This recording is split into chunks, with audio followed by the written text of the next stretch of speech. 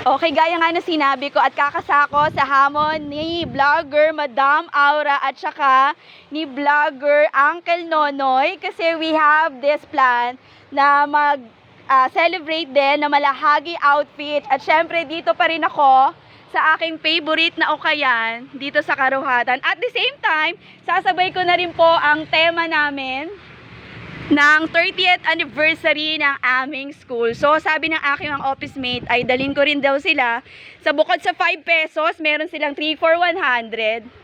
At yung mga mahihilig sa mga outfit na panghagi Netherland, dito nyo lang po matatagpuan yan sa Karuhatan. Gaya ng sinabi ko, it's almost 10 years na dito ako nagsha-shopping.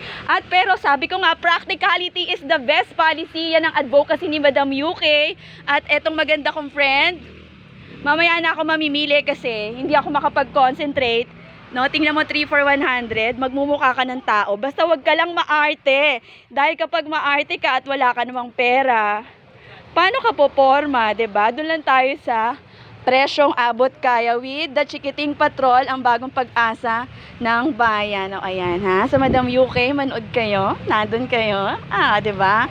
3 for 100. So, ayoko tong 3 for 100 kasi may 5 piso.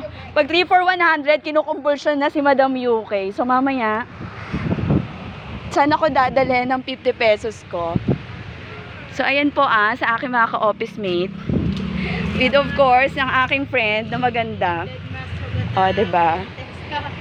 Ayan, ang mga 5 pesos. So, mamaya, papakita ko po sa inyo ang budget ko for 5 pesos. Actually, ito siya. Kung ano yung mga bibiling kong outfit, base po dun sa hamon ni Madam Aura at saka ni kasamang Uncle Nonoy. Sila po ay mga addict, pero but addict on the dance floor. Kami po yung mga babad sa sayawan tuwing meron po mga vloggers gathering. Kaya, hindi po ako nahihirapan every time na meron kaming event kasi meron tayong ukay-ukay dito sa Karuhatan.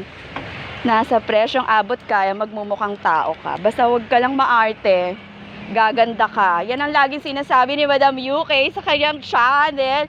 So mamaya po magbabalik po ako para sa aking nabili sa ikinasang hamon ng aking kapwa vloggers. For sure, naghahanap na rin sila ng mga outfit na malahagi Netherlands just to support our OFW. I'm very proud of our OFW dahil pinakita nila ang pagmamalasakit sa legasiya ni Pangulo, dating Pangulong Duterte. Ako po ay nakikiisa rin sa mga legasiya, doon po sa mga madisiplinang liderato. Opak, 5 pesos. Imagine, I will get this.